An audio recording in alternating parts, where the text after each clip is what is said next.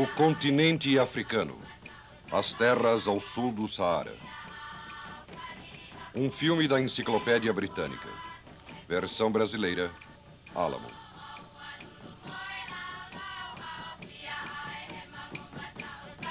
A história da África remonta a uma era que se perde na antiguidade.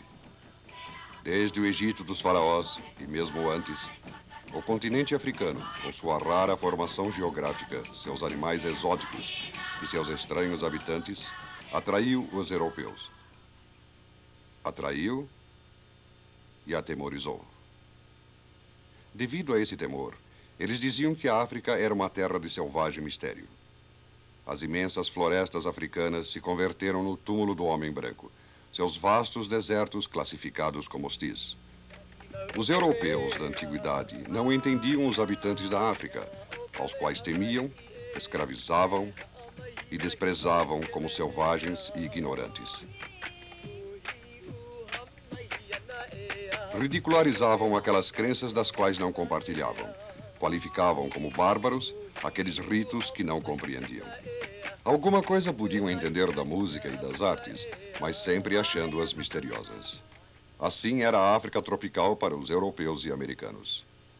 O mito do continente negro, profundo e ignoto, continuou sem ser esclarecido. Contudo, os mais audaciosos foram para a África, atraídos pela aventura de explorar terras desconhecidas, de realizar grandes caçadas e conhecer povos exóticos.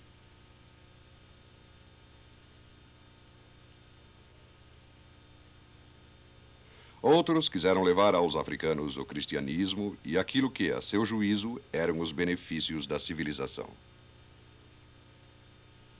A maioria, porém, chegou atraída pelas riquezas provenientes da borracha, da cana-de-açúcar, do marfim e do azeite de dendê. No século XIX, foram buscar os minerais do subsolo, o ouro da África Meridional e da Costa do Ouro, os diamantes do Congo, da região de Kimberley, da Tanganica e Gana, o estanho da Nigéria, o cobre e o urânio do Congo. Apesar das dificuldades da viagem, a expansão da Europa estimulou a conquista da África. Há cerca de um século, depois que o mundo se emocionou com as explorações de H.M. Stanley e David Livingstone, os europeus começaram a afluir em grande número à África. Alguns homens que ambicionavam ser criadores de impérios chegaram a estabelecer governos e serviços sociais. Poucas décadas depois, grandes cidades como Joanesburgo, uma das maiores da África de hoje, surgiram em meio aos desertos, às planícies e às florestas. Terminada a Segunda Guerra Mundial, homens como este dirigente político africano proclamaram a seu povo, ansioso de liberdade, que o mundo não podia subsistir metade livre e metade colonial. Os africanos instruídos descobriram naturalmente que poderiam administrar seus países como estados modernos e independentes, e assim decidiram fazer. O clima mundial era favorável, e na maior parte dos casos, com a ajuda das nações que os haviam governado, emanciparam-se os países africanos. A pequena, mas ativa classe alta do continente passou a exercer o governo de sua terra. Tal como fizera a Nigéria, pouco menos de um século depois da expedição de Stanley Livingstone, a maior parte da África se libertou do colonialismo e se converteu num grupo de nações independentes. O continente africano, o segundo em tamanho no mundo, é atravessado pelo Equador. Une-se a noroeste ao continente asiático e fica separado da Europa pelo mar Mediterrâneo. Mares importantes banham suas costas, o Mediterrâneo ao norte, o Mar Vermelho e o Oceano Índico a leste, e o Oceano Atlântico a oeste. O continente africano, tanto geográfica como culturalmente, está dividido em dois. O norte é considerado parte do meridiano oeste e está separado da outra região pelo maior deserto do mundo, o Saara. São duas regiões muito diferentes. O norte, que se estende pela parte superior do continente, do Mediterrâneo ao Saara, pertence geologicamente à região mediterrânea da Europa e Ásia e historicamente recebeu sobretudo influência da Ásia Menor e da Europa. Todo o continente, para além do Saara, é um planalto cercado quase inteiramente por montanhas que descem abruptamente para as terras do litoral. Na parte centro-leste, erguem-se altas montanhas.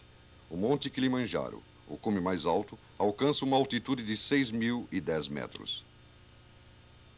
Mais da metade da superfície do continente é banhada por seus 5 sistemas de grandes rios: o Congo, o Nilo, o Níger, o Zambeze e o Orange. Somente o Níger-Benue é navegável desde o mar, mas todos têm navegação interna. Muitos desses rios avançam espetacularmente desde o Planalto Central, formando cataratas, como as de Vitória, que tem mais do dobro da altura das de Niágara, na América do Norte. –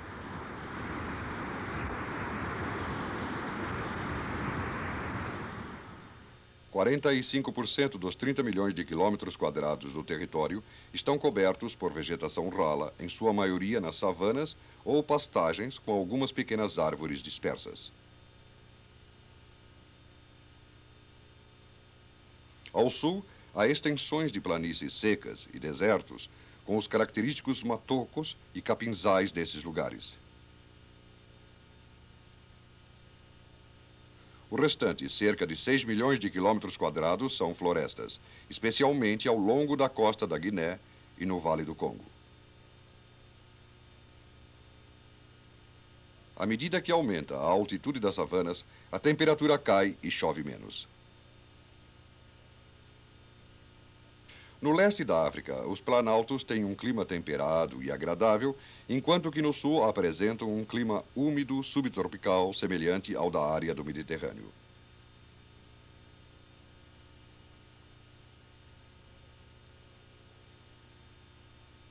Embora durante séculos tivesse havido invasões europeias pelo litoral e no sul, ainda não ocorrera uma conquista em grande escala. A Europa estava voltada para outras preocupações e o comércio africano já era bastante lucrativo. Então, na corrida para criar impérios, o rei Leopoldo da Bélgica foi o primeiro a reivindicar terras. Os franceses protegeram seus investimentos e seu comércio reclamando as terras ao norte do rio Congo. Também colonizaram ao norte e no oeste. Os ingleses, influenciados pelo sonho de Cecil Rhodes, de dominar desde o Cairo até o Cabo, estabeleceram-se em grande parte do continente africano. Os portugueses consolidaram suas conquistas nas costas do centro-sul da África, mas os ingleses frustraram seu plano de criar uma faixa de terra que atravessasse o continente. Os alemães, os italianos e os espanhóis também se apoderaram de territórios, mas os alemães perderam os seus ao serem derrotados na Primeira Guerra Mundial. Em certa época, só havia na África 2 países livres: a Libéria, uma pequena república criada e protegida pelos Estados Unidos, e a Etiópia, um antigo reino cristão de arraigadas tradições que os italianos ocuparam por pouco tempo antes da Segunda Guerra Mundial. Com o domínio europeu, mais e mais homens brancos foram chegando. Mas eles eram só 5 milhões de pessoas, pequenas colônias disseminadas entre os 200 milhões de africanos. Muitos povos indígenas viviam ainda em aldeias. A maioria dependia da agricultura, na qual trabalhavam com utensílios manuais. Esses métodos pareciam atrasados, mas muito poucas áreas careciam de alimento. Muitos africanos plantam para o mercado mundial, exportando grandes excedentes todos os anos. Aqui, pirâmides de amendoim aguardam para serem enviadas à Europa. Algumas tribos, como a Massari, do leste da África, entesouraram suas reses. Em muitas áreas, o gado é símbolo de riqueza e só é abatido em ocasiões especiais. Em certas regiões, perduram artesanatos tradicionais, que vêm da antiguidade, como de tingir as fazendas com anil, com o que sua qualidade se valoriza muito. Teares primitivos, mas eficientes, movidos a pedal, fabricam tecidos mais resistentes que os importados, embora usar o importado dê mais prestígio.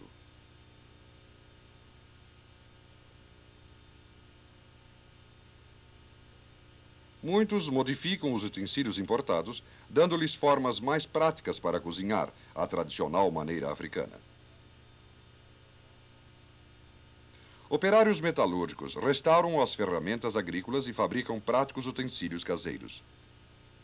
Ademais, introduziram muitos novos artesanatos. Há especialistas em consertar bicicletas, mecânicos e carpinteiros hábeis. Em algumas partes da África, sobretudo no oeste e no sul, se estabeleceu a agricultura em bases científicas e comerciais. Nas últimas décadas, muitos africanos vão às granjas dos europeus para vender seus artefatos, tal como outros africanos vendem o excedente de suas colheitas. Assim se puseram em contato com a civilização europeia e seus métodos de produção. Entretanto, a maior parte dos produtos agrícolas que se consome na África é cada vez mais exportada para a Europa.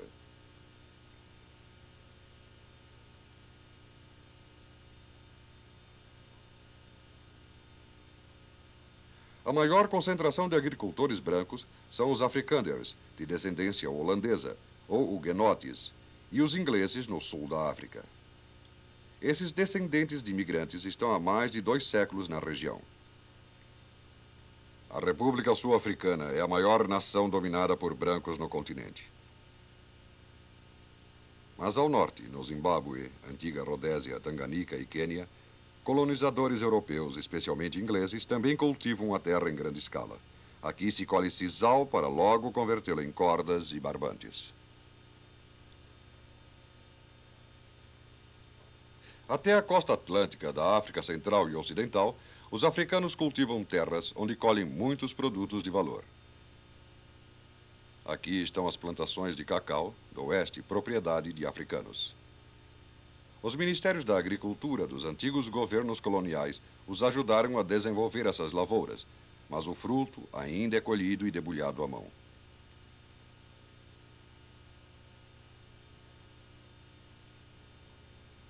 Aqui há cafezais e um dos maiores produtos de exportação, os cocos, dos quais se extrai o azeite de dendê, usado para fazer sabão e para cozinhar.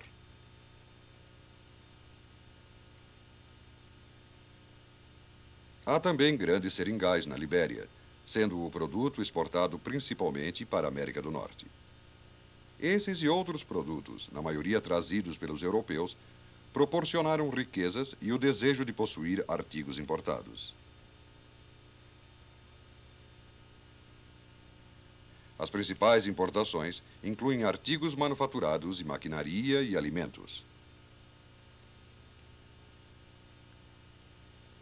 Mas a maior riqueza veio do subsolo.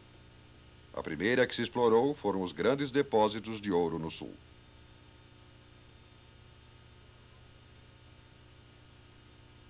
Com o trabalho de africanos trazidos das tribos do sul e das áreas vizinhas, sobretudo operários contratados em Moçambique, produzem-se riquezas que sustentam a prosperidade da África do Sul. Hoje, cerca de 60% do ouro mundial vem da África.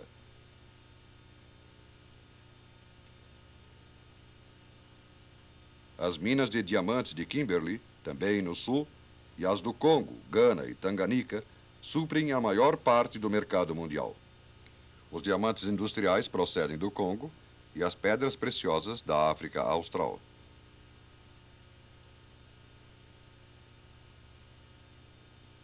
A riqueza do Sul em ouro e diamantes estimulou o desenvolvimento da indústria pesada, como a do aço.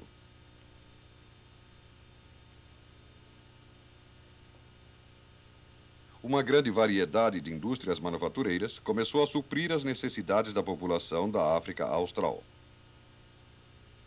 Igualmente importantes, de outros minerais, são o vasto Vale do Congo e as regiões adjacentes na África Oriental e Ocidental. A região de Katanga contém quase 20% do cobre mundial.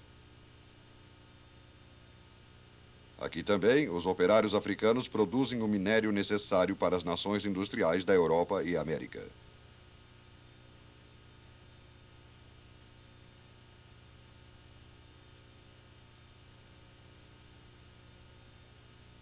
Uma das fontes de estanho mais importantes do mundo são as minas da Nigéria, na África Ocidental.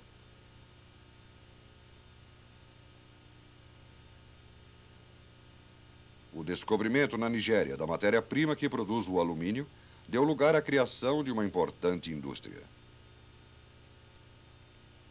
Os africanos, atraídos pelas minas, pelas fábricas e pelos empregos da cidade, recebiam salários baixos, mas, tal como os operários agrícolas, assimilaram os costumes da vida ocidental moderna.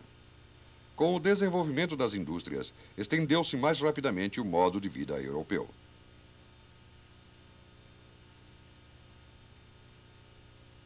Elizabethville, o centro mineiro de Katanga, e Leopoldville, centro governamental e de transporte, surgiram em regiões inóspitas.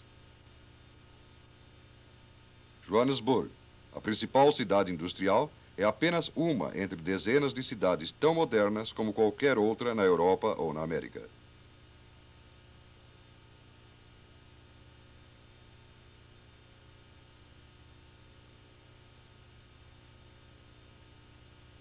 Em muitas partes do continente, sobretudo no sul, os bairros negros ficam isolados na zona dos brancos, embora tenham casas modernas e serviços sociais. Entretanto, em muitas cidades formaram-se bairros pobres à sombra de modernos edifícios e fábricas. A maioria dos governos se empenha no sentido de melhorar a saúde e o bem-estar material do povo.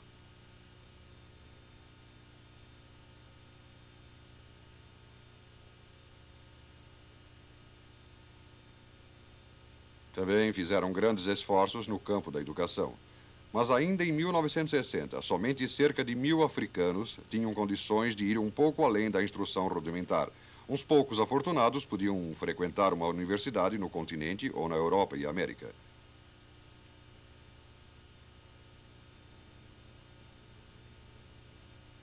Durante a época colonial, em todos os lugares, se dirigiam e inspecionavam muito de perto o trabalho e a vida dos africanos, para os quais havia pouca oportunidade de alcançar postos de responsabilidade.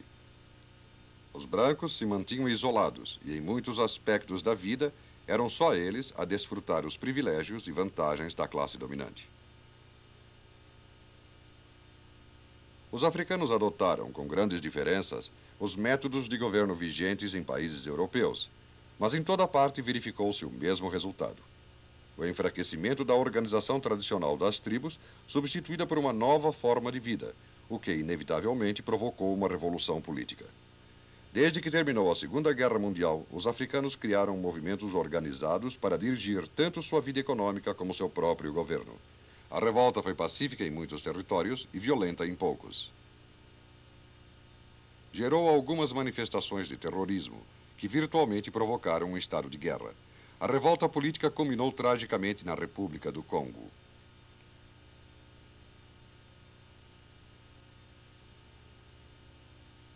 Mas em muitos países, especialmente Nigéria e Gana, o povo conseguiu a liberdade através de procedimentos ordenados do seu governo. Por toda parte surgiram nações africanas independentes.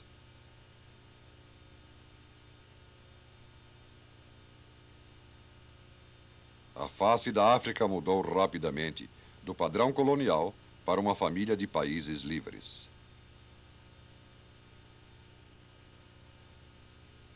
Mas essas nações, em geral, se defrontam com problemas mais graves que conquistar a independência.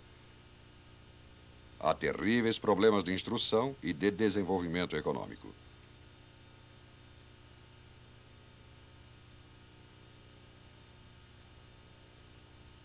Na maioria dos países, nas colônias que ainda perduram, há poucas pessoas capacitadas para serem bons artesãos ou hábeis dirigentes de um governo próprio.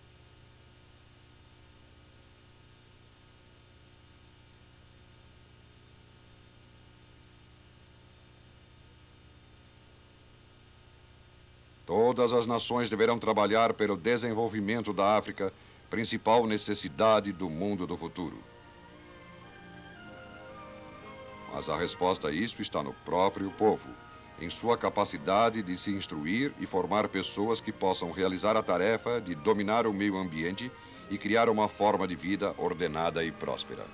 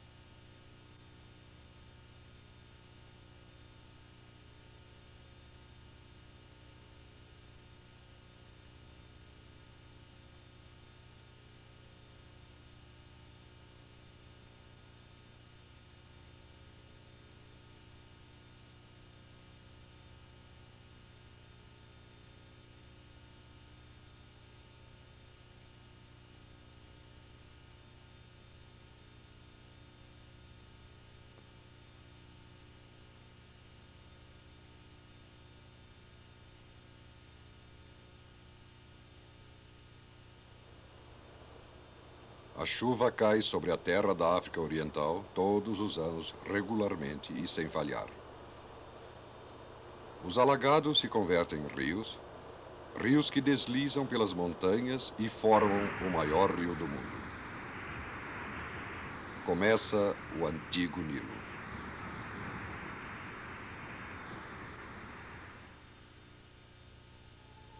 O Vale do Nilo e seus habitantes. Um filme da Enciclopédia Britânica. Versão brasileira, Alamo.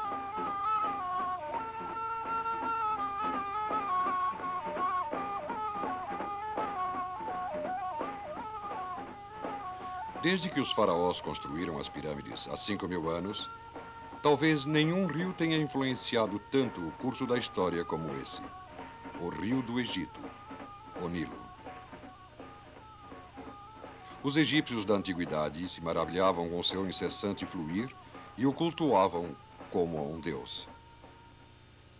Mas foi somente há 100 anos que se descobriram as nascentes do Nilo na África Central. A partir do Lago Vitória, ele corre para o norte, saltando em corredeiras e cachoeiras até encontrar a primeira de uma série de represas que fornecem energia hidrelétrica e regulam seu curso para 40 milhões de habitantes. Pessoas cujas vidas dependem dessas águas. A partir do Lago Vitória, o rio corre para o norte, atravessando Uganda, a República do Sudão e o Egito, para misturar-se depois com as águas do Mediterrâneo, banhando 1/10 parte do continente africano. Como esse gigantesco Vale do Nilo, com seus 7.000 quilômetros de extensão, a história começa em Uganda, nas florestas, nos vales, nas montanhas e nos verdes campos que enriquecem esse pequeno país situado no coração da África. Os Pagandas, os Majoros e muitas outras tribos ali vivem, principalmente do cultivo do algodão, do café e do chá. Para a maioria dos habitantes de Uganda, a vida é ainda primitiva. Mas nas escolas e nas universidades, eles estão, cada vez mais, adquirindo os conhecimentos do mundo moderno. Um mundo do qual souberam muito pouco durante séculos. A cidade de Kampala é a capital.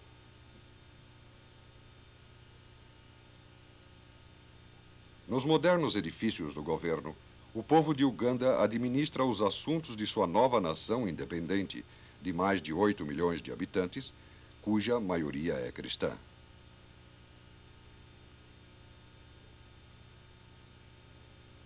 Depois de Uganda, o Nilo continua para o norte, penetrando na República do Sudão. Em superfície, o Sudão equivale à 4ª parte dos Estados Unidos, mas tem uma população de somente 21 milhões de habitantes. Geograficamente, está dividido entre o deserto do norte e as savanas e pantanais do sul. Nesses pantanais, abundam os animais selvagens.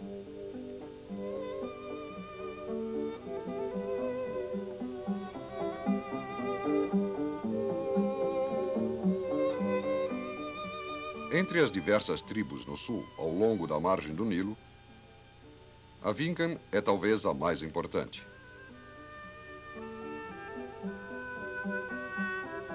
Em sua maioria, são pastores que criam gado. Para eles, a riqueza se mede não em dinheiro, mas em número de reses. Outros Vincans passam parte de suas vidas em canoas nos pantanais próximos do rio, dedicando-se principalmente à pesca.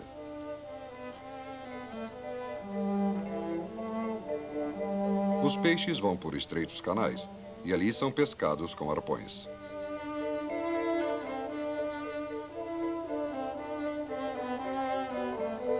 Embora a maioria dos Vincans ainda viva como há séculos, no sul do Sudão estão ocorrendo grandes mudanças.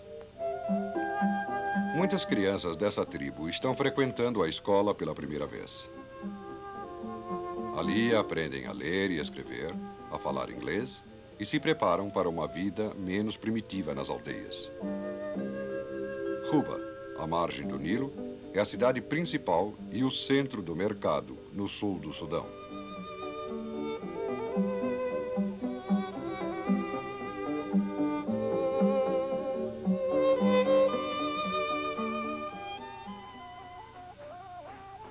Ali, o Nilo começa a ganhar importância como via navegável. As canoas são o principal meio de transporte para o norte.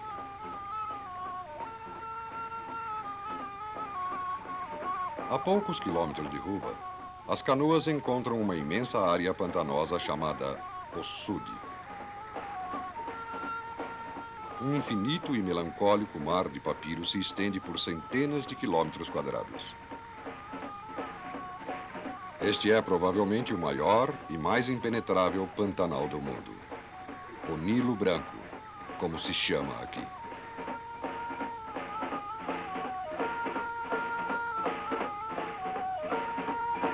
Perde 50% de sua água, que se evapora sobre o escaldante sol dos trópicos. Quando consegue, por fim, escapar do pântano, o Nilo corre através das terras secas do deserto do norte do Sudão até chegar a Khartoum, a capital, situada a meio caminho entre as nascentes do rio e o mar.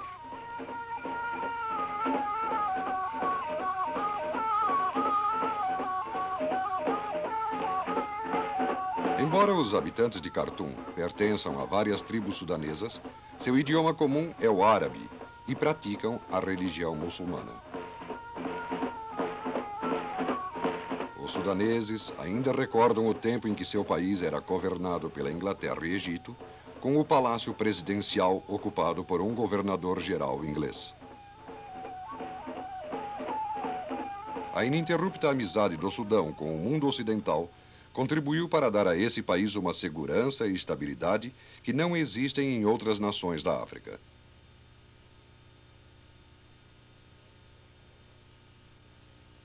A agricultura é a base da economia sudanesa, e esta depende completamente do Nilo, porque em grande parte do país chove muito pouco.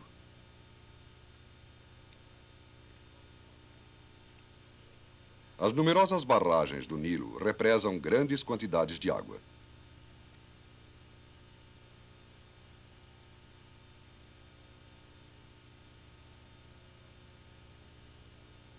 E destes lagos saem canais de irrigação que formam uma rede que se estende por milhões de hectares de terras férteis. O algodão, a principal cultura, é um dos melhores do mundo e cresce em enormes campos semeados e administrados pelo governo e banhados pelo Nilo Branco. Perto de Khartoum, as águas do Nilo Branco, enfraquecidas pela absorção e evaporação, recebem nova força ao encontrar-se com outro grande rio, o Nilo Azul, que por vários meses, a cada ano, desce em torrentes pelas montanhas da Etiópia, trazendo 70% da água que corre até o norte, em terras do Egito. Cerca de 95% do Egito são de terras desertas e áridas. A única parte habitável é uma estreita faixa fértil junto às margens do Nilo. Nessa faixa de poucos quilômetros de largura, lutam diariamente pela sobrevivência os 47 milhões de habitantes do Egito. A fertilidade desse país, uma terra onde pouco chove, depende inteiramente da água que se tira do rio de diversas maneiras.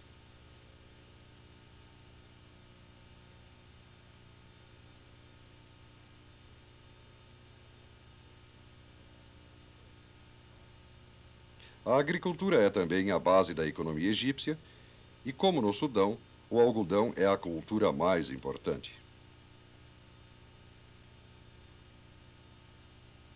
Também se cultiva a cana-de-açúcar.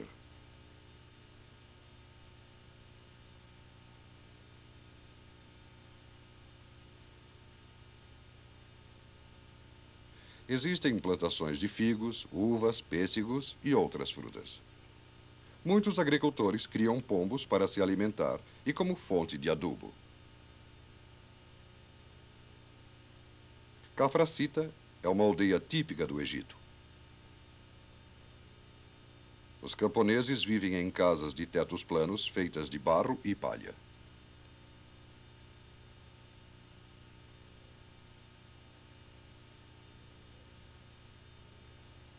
As mulheres e as meninas pouco saem de casa. Os homens e os meninos fazem o trabalho agrícola. Uma planta parecida com o trevo é cultivada para a forragem. Como há pouca terra para pastagens e essa estreita faixa é superpovoada, os animais se mantêm perto de casa e aí recebem alimento.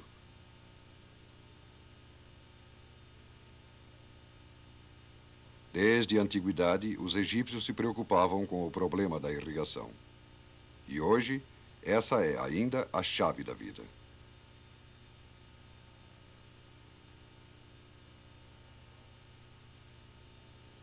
Barragens, como as de Uganda e do Sudão, refreiam o Nilo para que ele não corra inaproveitado até ao Mediterrâneo.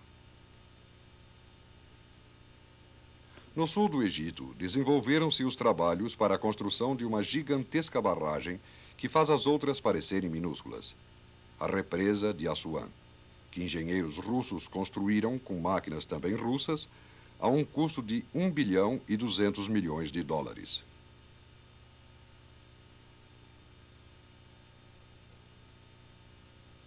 Essa represa tornou possível o cultivo aproximado de 1 milhão de hectares, até então estéreis.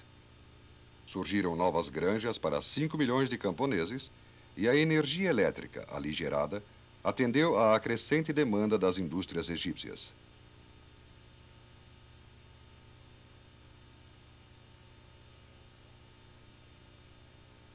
Os altos fornos trabalham dia e noite, produzindo toneladas de aço fundido que simbolizam a revolução industrial do Egito.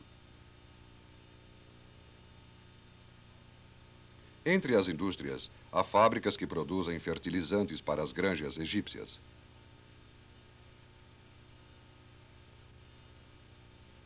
As fábricas têxteis produzem anualmente quilômetros de tecidos, feitos com o algodão do país. A maior parte das indústrias fica perto do Cairo, junto ao Nilo. Cairo, capital do Egito, é a maior cidade da África e, sem dúvida, o coração do mundo árabe.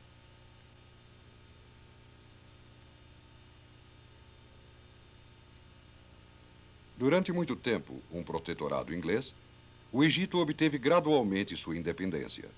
E hoje o povo se preocupa com o uso que fará dessa independência, com o crescente poder dos nacionais árabes da África e Oriente Médio e com a revolução nacionalista que envolve o Egito. Para além do Cairo, o Nilo se divide em vários canais que vão até o mar. Este é o delta do Nilo, uma região extremamente fértil que alimenta mais da metade dos egípcios. Por fim, termina o curso do Nilo, que vai desembocar no Mediterrâneo.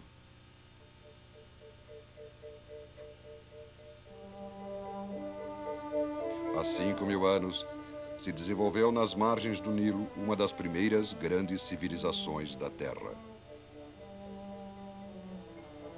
E durante 5.000 anos, os habitantes desse vale dependeram do rio para sobreviver. Hoje, aquele que os faraós chamaram o Senhor de todos os rios, continua sendo o que foi 50 séculos atrás, o dono de seus destinos.